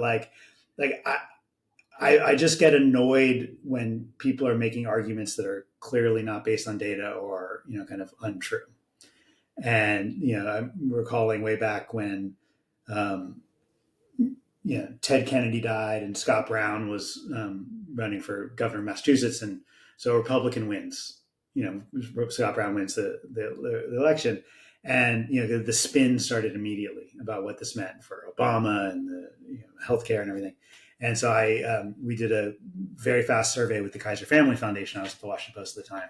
And we did a survey, spent a ton of Kaiser's money, doing a really great survey about what the voters of Massachusetts meant to say in their vote. And it was very different from what many pundits on Sunday talk shows wanted to say. Mm-hmm. And so, but we had released the data on Saturday, and we forced the debate to be about the message of the voters that the voters said, and not whatever, either side wanted it to say. And so this is a really terrible answer to a fun question, but like, I was recalling it the other day, and just like something that felt emblematic of why I do what I do, which is like, this was an opportunity to, and mostly it's about understanding and not influence, but I felt like people were clearly going to make shit up, and it would have real implications. And we needed to force them to actually hew to data. And so kind of that's what I do. I'll try to think of a more fun example, but like, I definitely had the opportunity to, poll on lots of things, including curiosity, for that TED Talk. Yeah, I'm confident there's an example. We did a whole thing for Esquire about, kind of how weird people are. Okay. It's just going straight into kind of like, what's some weird stuff you're up to. It stayed mostly appropriate. I was like, I'm not sure how surprising it would have been, though. Maybe not. But maybe I think for my next career move, I should focus on more fun questions. Well, I don't know. The serious ones are probably more important. So yeah. Just like try to sprinkle a little bit of fun. A little levity never hurt anything. It never hurt. Yeah. Is there anything we've covered a lot of things. Is there anything that I haven't asked you about in your professional life that I should have asked, or that you'd like to share? Like, for example, when an individual is looking at results of a poll, are there things they should ask themselves? Right. Other than feeling helpless and hopeless, like I implied earlier. I mean, look, I think it's critical thinking. It's understanding the situation, how it relates, and did we learn anything? And I think we should put a lot more pressure on the people putting out data to explain themselves, and to also like. There's a lot of people asking the same question. I do, kind of having been unable to, kind of tell you lighter questions I ask. I do think when everyone's asking the same approval question and the same right track, wrong track question, it gets a little dull. Yeah. And I think that there's so many interesting things happening that we should do more question tests, like the Harvard one I mentioned, that help us understand things.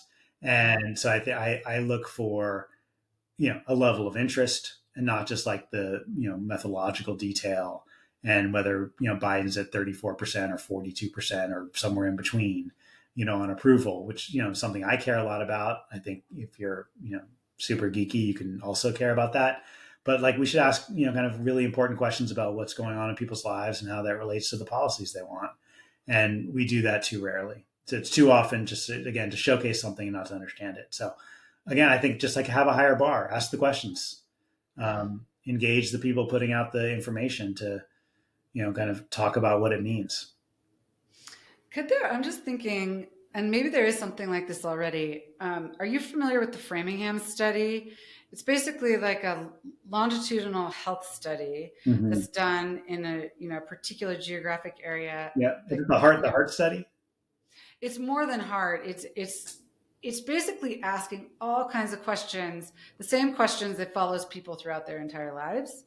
And so that later you can look at those data and you can try to understand if there was any kind of influence for disease or for other things. Yeah. Is there anything like that in polling? Like Yeah. we ask the same questions every year or every 5 years or whatever, and that so over a Yeah. 100 years we can look at trends. Sure. Well, the census is effectively a survey. I mean, the census, Yeah, that's right. it's designed to be counting everyone by definition, but it But is it feels it's a more. survey. So there's census. There's the American National Election Study that's been running for well over 50 years now. There's the General Social Survey, which NORC runs, that's been running for a long time, that asks about societal issues. So there are a bunch of longitudinal studies. They are generally cross-sectional, meaning like they interview representative samples of the full population, what's purported to be representative of the full population every 2 or 4 years. But there are fewer instances where it's the same people over time. So some Okay. people are impaneled and that's there, but most of them are repeated cross sections. And so you get the benefit of, kind of some trended analysis, but you see less individual movement. It's just hard to do that, kind of anywhere south of a federal effort around a census or, a health study or a range of other things. But if those data exist, why don't we see more publishing on trends or So you see a lot of that. Some of it is like they're not super long questionnaires. I mean, they're too long from a respondent standpoint, but it's right? not like all the right questions that we have of the moment.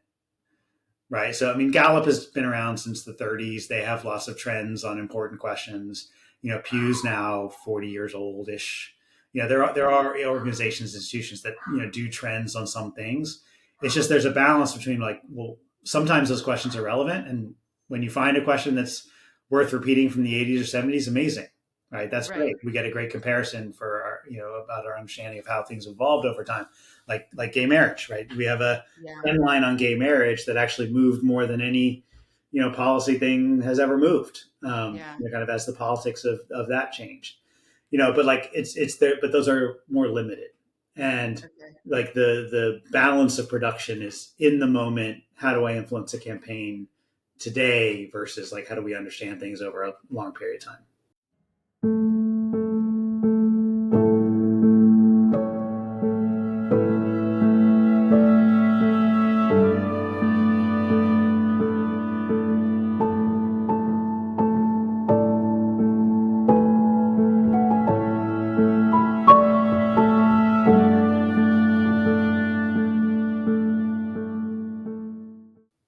Okay. Well, let's move on. I have 5 questions I like to ask everybody at the end of every episode. I also talk a little bit about my company Amatond, Great. and and the products that I sent you, your lovely wife, Anne, was on the podcast and already talked about them. She actually sent me a note saying that you guys used the crystal bowls that I sent We did. for Passover recently, It's true. uh, They, which is they brought out the essence of the Haroset. amazing, amazing. So I'm not going to talk about the products again, but if you have any thoughts or comments, as I said to Anne, because we're creating these products and designing them and producing them, and we can change them because it's pretty small batch stuff. We're really interested in getting any feedback you have. Feedback's a gift. I mean, if you're in the market for an amazing tool to collect that feedback, we should have a conversation.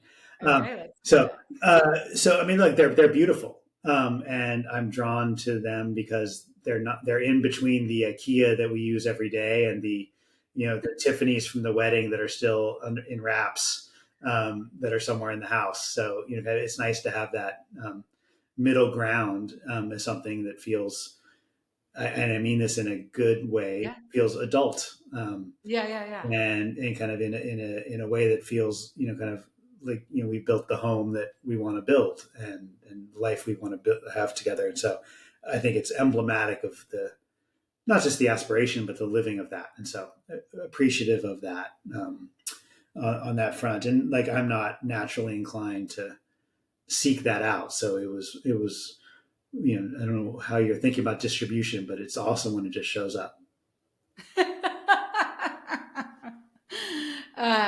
No, I love that feedback. And Anne was like, I love that they're dishwasher safe. And the Yeah, goal is really to like, okay, yeah, I have all these beautiful things from when I got married too, and I don't use them because they're too hard to take care of. yeah, So the goal is to have like really good design, really good quality, and easy to use, yeah. and And use it every day.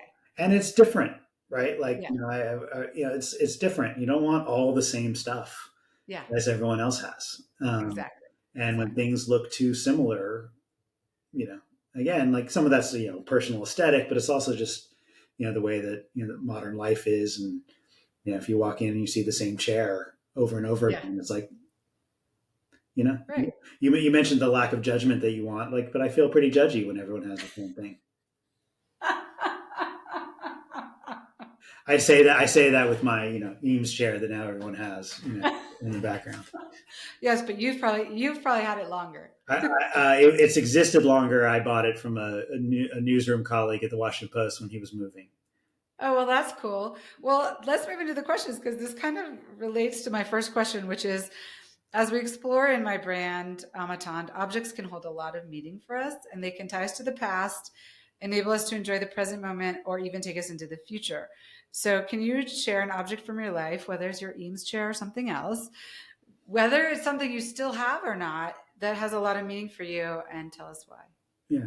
I can't. Do you see this rocking chair? Yeah. So that rocking chair, I mentioned my grandfather earlier, who's the reason I either blame or credit for my not being a lawyer. So he was part of an organization called the Young Presidents Organization, YPO. Yeah. Um, I think now that it's a business, they stopped kicking people out at 50, but he got kicked out at 50. So he retired, so he got this 49er chair when he got kicked out of the YPO for not being young anymore. And so that's come with me through lots of places, and I sit in it periodically just to connect with him and others who came before and just relax or just take a nap. This is your maternal or paternal I'm my grandfather? maternal grandfather. Okay. So, And you had a lovely relationship with him? lovely relationship with him, and my maternal grandmother was very close with them. My paternal grandfather actually passed away before my father was born, Mm. and his mother passed away when I was 2 or 3. So I had my maternal grandparents were very influential, and I had a great candid relationship with them, even though they lived in Lebanon, Pennsylvania. Would see them a lot, and they were quite involved, and they, particularly my grandmother, took great pride in telling me the truth about myself, which wasn't always flattering. But it is so good to have somebody in your life like that. Sometimes, like if you only believe, I didn't believe all the positive feedback. So, kind of we're also, as a species drawn to like criticism too. Yeah, this is true. Well, we have to have something to work on. Well, I think we have a lot of So things to make it, work on. you can make the bowls a little bigger. The bowls a little, Okay, great. Bigger. yeah, bigger. That is actually something we're working on. Great. Um, that would be too big for Haroset, but But good for other things. for chips or Yeah. for walnuts if you're someone we both know. Yes. Okay. Okay. Can you share a favorite tradition with us? And Anne shared one of you and your children and your around the dinner table, and it's 2 truths and a lie, and then like best worst of the day. So it has to be something different, and it doesn't have to be. It has to be something different, unless she was telling you a lie. Yeah. So it has to be different than best, worst, and grateful, and different from choose your and lie. It could be from when you were a kid. It doesn't have to be something you do with your kids. It could be any tradition. I mean, you mentioned Passover. I think my mother passed away. My mother was huge on food and showing love through cooking and togetherness around the table, and had a couple like dishes that would always make me remember her. And I will say that Anne's version of noodle kugel this year was like took me back, and like so it felt traditional but also delicious. And for anyone who has kugels, if you use raisins, never call me. I'm so with you. So my mom's kugel was apples, cinnamon. She did put raisins. I would just skip the raisins, but the apples and the cinnamon, so delicious. Amazing. So I think that was from a traditional food standpoint. Like, that just take me all the way back to my earliest your childhood. Yeah. Well, and I just have to say, Jon, your mom her warmth was palpable. And you got that from her. You have the same warmth to you. And, I only had the pleasure of meeting her a handful of times, but every time I would come into their house, I feel like she would just like bear hug me and then give me food. Yeah. Not always in that order, but thank you. That's the nicest thing anyone's ever said. So thank you. So. Yeah, well, your parents did a good job with you. Are you in a phase of your life where you enjoy entertaining in your home? Why or why not? And I won't tell you what Anne said. Yeah. I mean, I always have. It's kind of like what someone could expect when entertained in my home has changed. and my, but no, I like it. I like it particularly now that I feel so comfortable here in the home we've created. But I just like hanging out with people, and I don't mean that like sometimes it's just to watch a game. More in the past, other times it's like to have a connection. Like kind of our daughter starting a new school next year. We had we were connected with another family from that school and had them over for dinner. And that was great. So sometimes it's new people like that. More often it's, people we've known for longer periods of time. And it's something that I, draw a lot of meaning from, and just connecting. So it's connection and, mostly that. Yeah, I agree. So, and then and having, whether it's a dish to, kind of have a conversation about, or a new bottle of wine, or some horrible political turn of events, but doing all those things. We can connect over all of it. All of it. All of it. Do you have a whole series of kind of in the stereotypical Greek, kind of breaking plates over people's heads? I wonder if we could start communing by breaking dishware, or I prefer not breaking things. Okay. It's an interesting idea. I'll take it under advisement. or in more interactive stuff. Yeah. Well, I read this beautiful book called The Art of Gathering, and the author talks about, and maybe you can try this, like you kind of have to give people a heads up, but you have people coming to your house or you're going someplace, and you have one question that everybody comes prepared to talk about, Yeah. or a topic or something. And I've done this. It definitely takes more work, and sometimes people get uncomfortable. Yeah. But the meaning is deeper, I will say. Yeah. We have not done that, or I don't think we've done that. With other friends have done it, and I like it. I also like, trying to have a single conversation sometimes, Yeah. which is in contrast to my house growing up, which was my mother always likened to an Ionesco play, where it's kind of like a bunch of free association and a little random. And so I like that. That's a natural state of being, but I also like a single threaded conversation that involves more than just two people. And Yeah. so I think there's definitely benefit in that. So And I'll there's use also it. benefit in unscripted time, right? Yeah. There's so much beauty in unscripted time. So Yes, yeah, all of the above. all of it, all of it. Um, do you have one or two top resources? Could be books or websites or podcasts or anything that you can recommend. And it doesn't have to be about polling. Yeah. It could be about anything that you're passionate about. I listen to lots of podcasts, Yeah. so that's kind of a Just a few. go-to. I started listening to All In again. I'd given up on it for a while, but I'm back because it actually is how those kinds of people talk when they're playing poker with one another.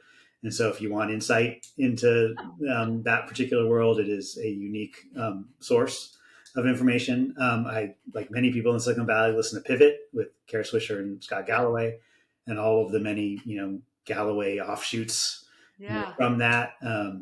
So you listen to that. I've been listening to a podcast called Call Me Back with Dan Senior, which is about it's not only about Israel, Hamas, and Gaza. Okay. It predated that, but it's kind of in a good overview for me from lots of different perspectives on that, because I try to round out my viewpoints on that very complicated situation. I think it's an area where kind of knowledge is important, and so kind of I get a lot through that. So those are kind of some go-to podcasts. I mean, I do also listen to sports podcasts when I need distractions from the seriousness of the rest of my media intake. So I listen to The Ringer and other things, NBA and NFL, and also Okay, I'm going to also suggest that to Carlos. what's that? Because Carlos is not a big podcast guy. He will definitely listen to yours. Good. But he might like the sports ones. Sports ones are amazing, and also like I just need our 12-year-old is quite obsessed with football in particular. Okay. And I just need to be able to be baseline conversant on important things like the NFL draft, or I have no credibility for talking about any other subjects. Okay, noted. Duly noted. Yeah. Last question. What do you do for yourself? Do you have a practice, a focus, a habit, or a daily routine that you adhere to that contributes to your success or well-being? I I don't always do it, but I try to work out every day, primarily for mental health, but also for physical health. I just find it, if I don't, I'm not the best version of myself to be tried about it. So that's a big focus. I took up tennis again after many years of not playing, living in less tennis friendly, East Coast cities. Now that I'm back in California, I play a couple times a week sometimes, and I just love it. And so I can do it without the pressure I used to feel with it, which is a good thing. I was disturbed to like pickleball when I tried it recently, so maybe that'll be in my future. It was so fun, but like I also just anyway. So I do that, and I spend a lot of time kind of with the family. I really I enjoy the kids, and I think they're probably a few years away from being less enjoyable all the time as they enter their, I will make no comment about that being a few years ahead of you. So I'm eager to, kind of talk about that. I really enjoy that. I enjoy, coaching softball. I enjoy going to softball games, volleyball tournaments, even if it's a pain. watching my son umpire Little League. He became an umpire this year.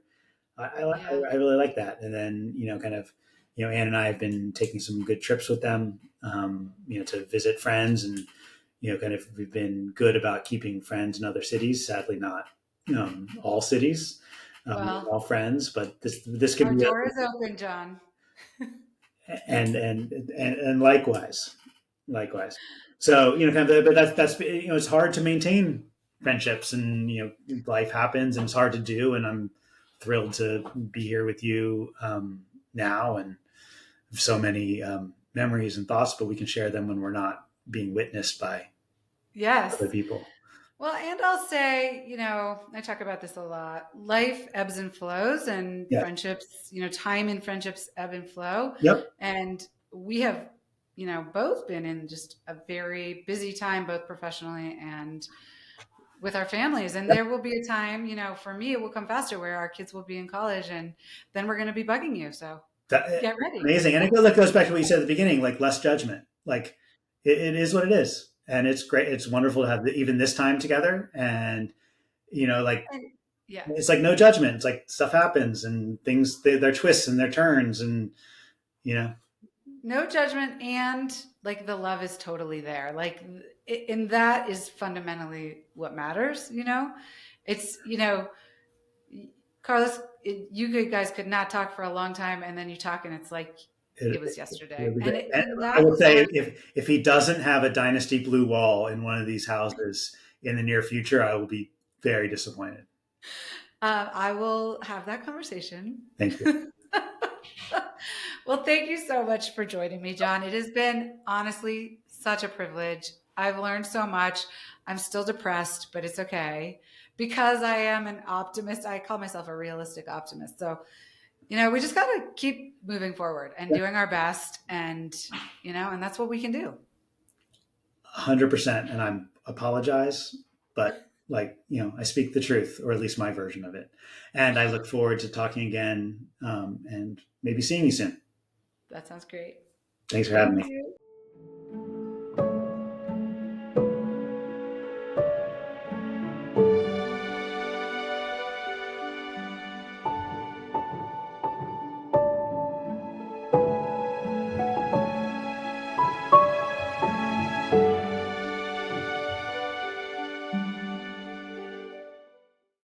Thanks for listening to an episode of On the Table with Ashley. Subscribing to, rating, and reviewing our podcast helps us to continue to record great interviews. So please subscribe, rate, and review wherever you get your podcasts. If you're interested in learning more about the products we talked about on the show, visit amattendre.com. That's AMEATENDRE.com to check them out. When you become a member by sharing your email on our website, we'll share special discounts that relate to products discussed on each episode. Finally, email us at reachoutanytime@amattendre.com with thoughts you have or ideas for topics or guests for future episodes. Thanks for listening.